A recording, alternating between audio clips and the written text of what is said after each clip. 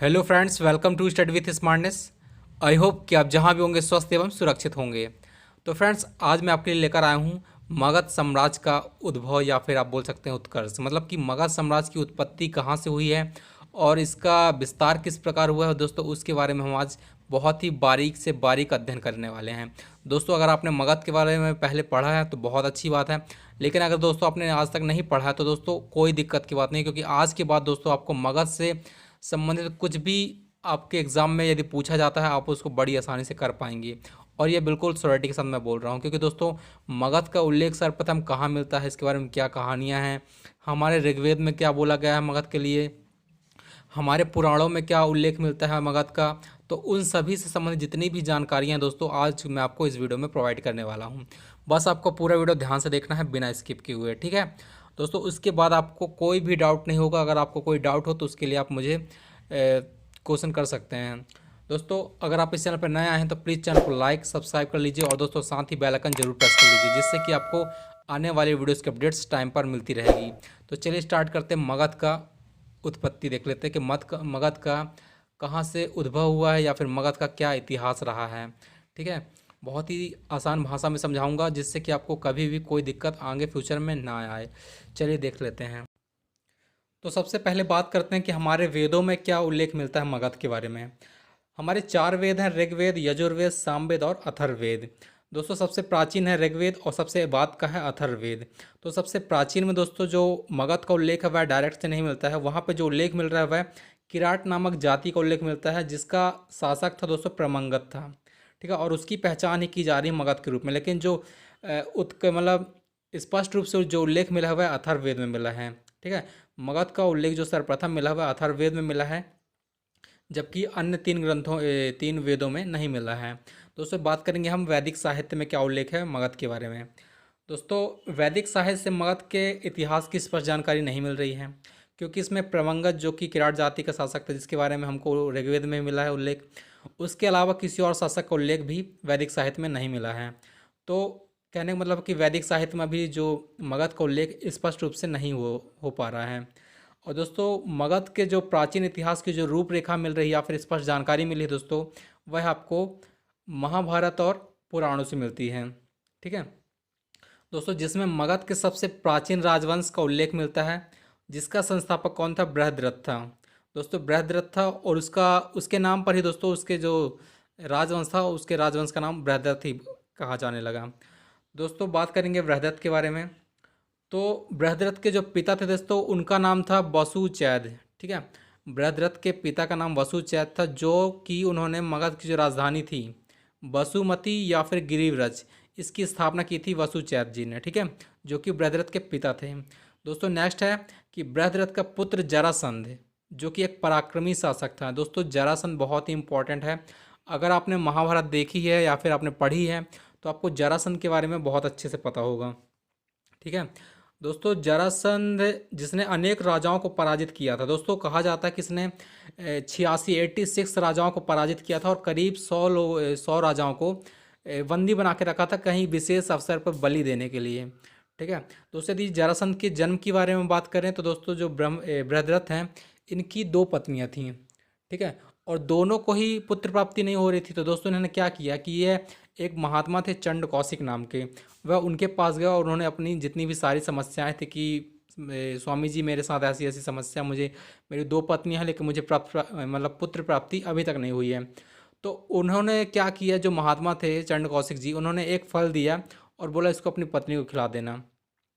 लेकिन दोस्तों जो बृहद्रथ थे वह आके अपनी क्या करते हैं, उस फल को आधा आधा अपनी दोनों पत्नियों को खिला देते हैं।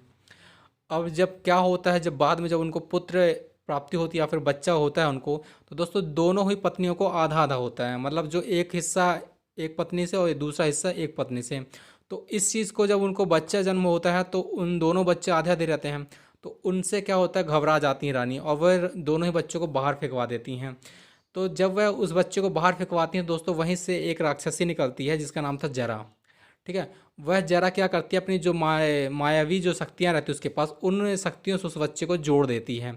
और जैसे ही उस बच्चे को वह जोड़ती है तो वह बहुत ही ज़ोर से चिल्लाने लगता है, रोने लगता है, जिसको सुनकर आवाज़ सुनकर बृहद्रथ और वो क्या जो दोनों रानियां रहती हैं वह वहाँ पर पहुँच जाती हैं और वह उनको पूरी समस्या बताती हैं कि हमारे साथ क्या हुआ, हमने आधा आधा फल खाया था तो हमान को मतलब कहने का कि आधा आधा पुत्र प्राप्ति हुई।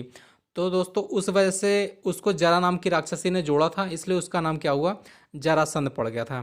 ठीक है, तो आपको याद रखना है जरासंध बहुत ही इंपॉर्टेंट है महाभारत के टाइम पर भी, और वह बृहद्रथ का पुत्र था। दोस्तों इंपॉर्टेंट है, यदि आप कृष्ण को जी को जानते हैं तो उनके मामा हैं जो कंस, उनको भी जानते ही होंगे। दोस्तों जो कंस हैं, कंस का जो ससुर था दोस्तों वह जरासंध ही था। ठीक है दोस्तों, महाभारत में यदि थोड़ा सा वीडियो लंबा हो जाएगा दोस्तों मैं यदि आपको कहानी बताऊं तो, लेकिन कोई बात नहीं, आपको जानना जरूरी है। ठीक है दोस्तों, महाभारत के टाइम पर जब ये जो कंस का जो मामा कंस का जो ससुर था जरासंध, उसकी बहुत ही कट्टर दुश्मनी थी किससे, कृष्ण जी से। ठीक है, लेकिन उनको पराजित करना बहुत ही मुश्किल हो रहा था, क्योंकि दोस्तों जब कंस का वध हो गया था उसके बाद जो सबसे ज़्यादा परेशानी आई थी भगवान श्री कृष्ण को पराजित करने में, वह जरासंध को ही पराजित करने में आई थी। तो उन्होंने जो जरासंध था उसको पराजित करने के लिए एक स्कीम यानी कि या फिर एक योजना बनाई थी। तो दोस्तों वह योजना क्या थी कि वह अर्जुन और भीम को लेकर के साधु के भेष में या फिर ब्राह्मण के भेष में जरासंध के पास जाते हैं और दोस्तों उसको युद्ध या फिर जो आप बोल सकते हैं कि कुश्ती लड़ने के लिए उसको ललकारते हैं। कहने का मतलब कि जो जरासंध है दोस्तों उसको कुश्ती लड़ने का बहुत ज़्यादा शौक था। ठीक है, तो उसको ललकारते हैं तो वह कुछ टाइम पर सोचता है, लेकिन उसको डाउट हो जाता है कि ये लोग ब्राह्मण नहीं हैं।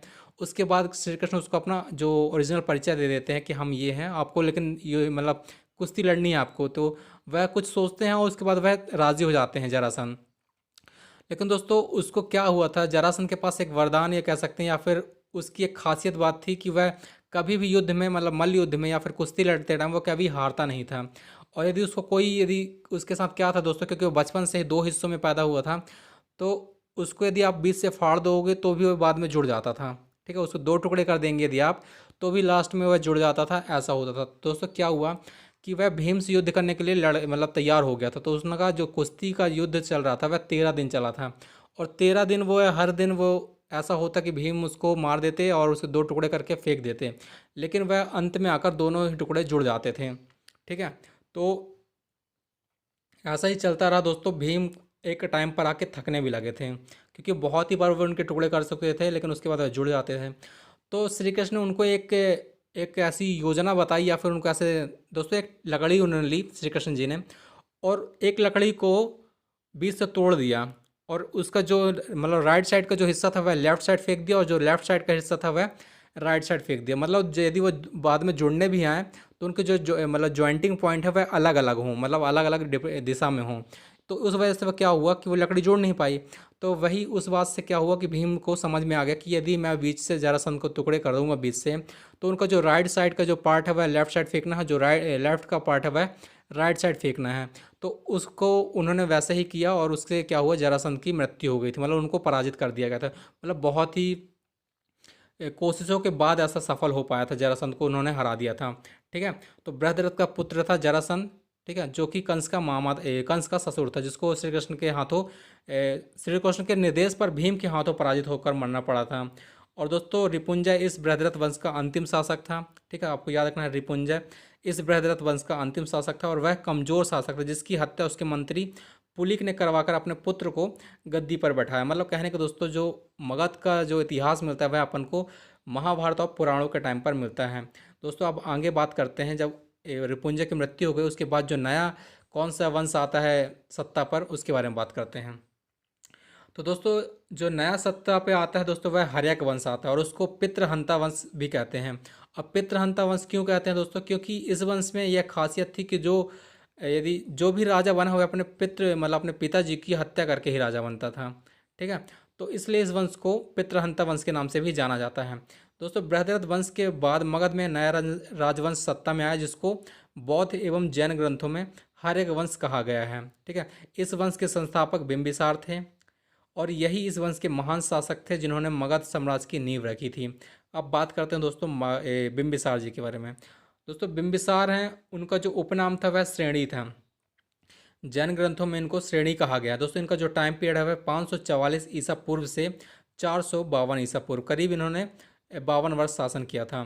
ठीक है, दोस्तों इस वंश का प्रथम शासक बिंबिसार था और इसने अपनी राजधानी गिरिव्रज या फिर राजगृह को बनाया था। गिरिव्रज की स्थापना किसने की थी? वसुचैर ने, जो कि बृहद्रथ के पिता थे। ठीक है, आगे बात करें दोस्तों, इसने विजय अभियान और वैवाहिक संबंधों के द्वारा अपने वंश का विस्तार किया।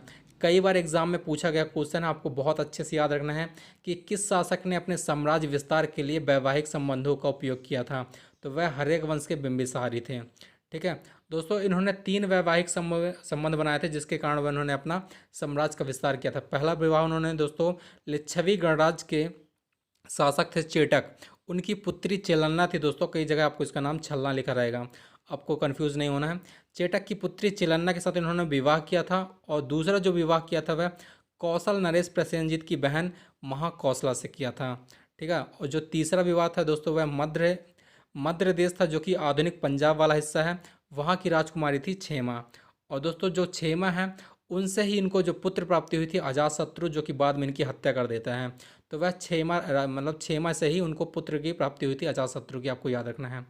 आगे बात करें तो बिंबिसार और महाबुद्ध के अच्छे संबंध थे, इसलिए जीवक को महात्मा बुद्ध की सेवा के लिए उन्होंने भेजा था। ठीक है, और इसने अपने राज्य वैद्य को जीवक को अवंती नरेश चंड प्रदोत की पीलिया, उनको पीलिया या फिर पांडु नामक बीमारी को ठीक करने के लिए भी भेजा था, जिससे मैत्रिक संबंध स्थापित हुए। दोस्तों जो इनका राज्य वैद्य था जीवक, दोस्तों मैंने पिछले वीडियो में बताया था कि गणिका थी जो सालवती, उनके पुत्र थे जीवक और वह बुद्ध के शिष्य भी थे। ठीक है, और बिंबिसार और महात्मा बुद्ध के अच्छे संबंध थे, आपको याद रखना है। ठीक है दोस्तों, जो महात्मा बुद्ध हैं उनके बारे में मैंने आपको पिछली वीडियो में बहुत ही डिटेल से बताया है।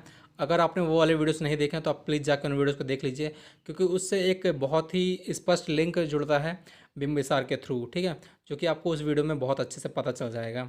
तो आगे बात करते हैं। तो दोस्तों बिंबिसार ने जीवक को महात्मा बुद्ध के लिए भी भेजा था और चंड प्रदोत, जो कि अवंती नरेश था चंड प्रदोत, उनके सेवा के लिए भी भेजा था। आगे बात करते हैं।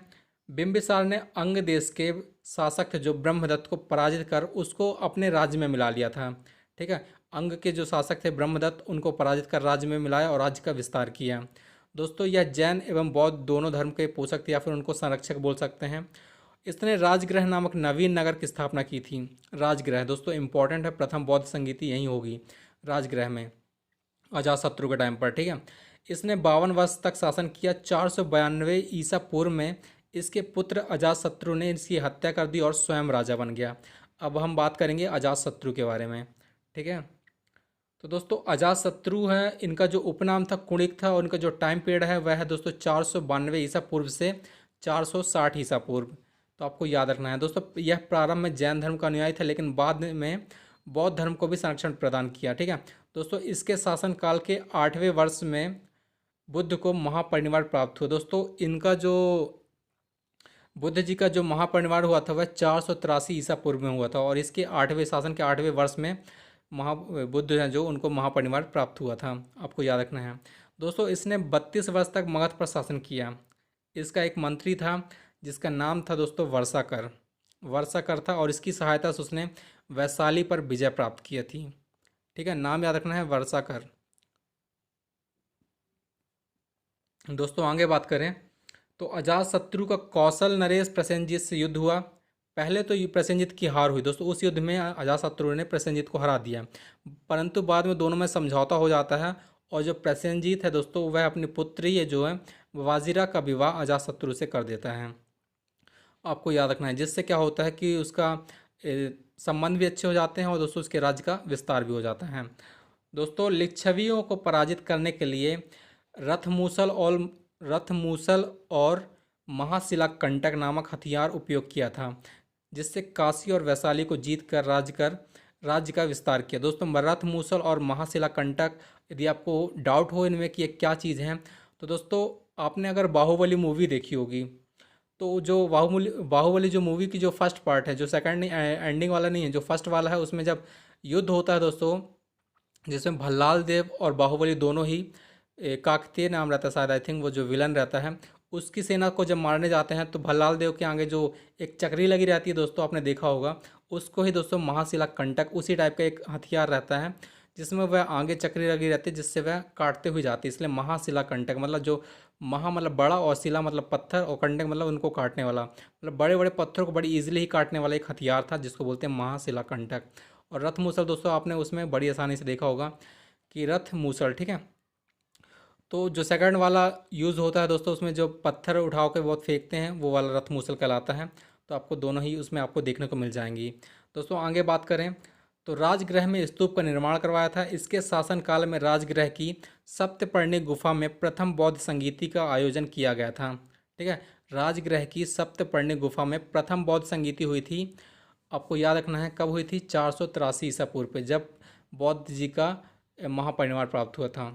दोस्तों 460 ईस्वी में इसके पुत्र उदयन ने इसकी हत्या कर दी। दोस्तों आप देख सकते हैं कि हर्यक वंश का जो प्रथम संस्थापक था बिंबिसार, उसकी हत्या की थी अजातशत्रु जो कि उसका पुत्र था, और अजातशत्रु की हत्या कर दी उसके पुत्र उदयन ने। इसलिए दोस्तों इस वंश को, हर्यक वंश को पितृहंता वंश भी कहा जाता है, ठीक है। आगे अब हम बात करेंगे उदयन के बारे में। दोस्तों उदयन, इसका जो टाइम पीरियड है 460 ईसा पूर्व से 444 ईसा पूर्व, ठीक है। इसका जो उपनाम है दोस्तों उदयभद्र है, उदयभद्र।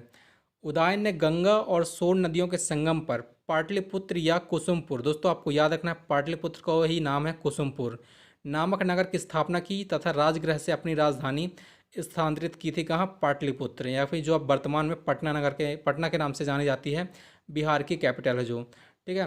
दोस्तों इसकी हत्या किसी व्यक्ति ने छुरा मारकर कर दी थी। आपको याद रखना है कि उदयन की हत्या किसी व्यक्ति ने छुरा मारकर कर दी थी। और उसके बाद दोस्तों उदयन के 3 पुत्र थे जिन्होंने क्रम से राज किया था। कौन से 3 पुत्र दोस्तों, पहले थे अनिरुद्ध, दूसरे थे मुंडक, तीसरे थे नागदशक, ठीक है। तो दोस्तों उनके जो 3 पुत्र थे अनिरुद्ध, मुंडक, नागदशक, दोस्तों पुराणों में जो अथवा कथा कोश में जो नागदशक का नाम मिलता है वह दर्शक के रूप में मिलता है, दर्शक। दोस्तों ये इन्हीं तीनों ने क्रम से राज किया था। जो अंतिम था दोस्तों वह नागदशक था, तो उसने बहुत अच्छे से शासन नहीं किया था। तो इस वजह से दोस्तों उनके जो राज्य की जनता थी उन्होंने क्या किया कि नागदशक को शासन से हटा करके उनके एक जो अमात्य थे, जो उनका नाम था क्या, शिशुनाग। दोस्तों शिशुनाग अमात्य को राजा बना दिया 412 ईसा पूर्व में, जो कि बहुत ही समझदार इंसान थे शिशुनाग। तो शिशुनाग ने फिर वहाँ से दोस्तों शिशुनाग वंश की स्थापना की थी, या फिर उनकी नींव रखी शिशुनाग वंश की। तो हमारा जो नेक्स्ट वीडियो होगा उसमें हम बात करेंगे शिशुनाग वंश के बारे में और उसके आगे वाले आने वाले वंशों के बारे में।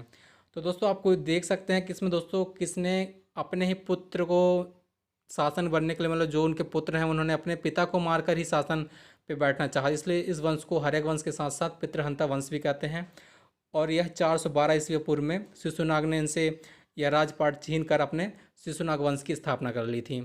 तो दोस्तों आई होप कि आपने पूरा वीडियो अच्छे से देखा होगा और आपको सभी कुछ चीज़ें क्लियर हो गई होंगी। अगर आपको किसी भी चीज़ के प्रति डाउट है तो आप मुझसे आसानी से पूछ सकते हैं, ठीक है। दोस्तों अगर आपको वीडियो अच्छा लगा है तो प्लीज़ चैनल को लाइक, सब्सक्राइब और अपने फ्रेंड्स में ज़रूर शेयर कीजिएगा। दोस्तों थैंक्स फॉर वॉचिंग। अगर आपको वीडियो अच्छा लगा है तो प्लीज़ लाइक एंड शेयर करना बिल्कुल ना भूलिएगा। दोस्तों मिलते हैं नेक्स्ट वीडियो में, तब तक के लिए धन्यवाद।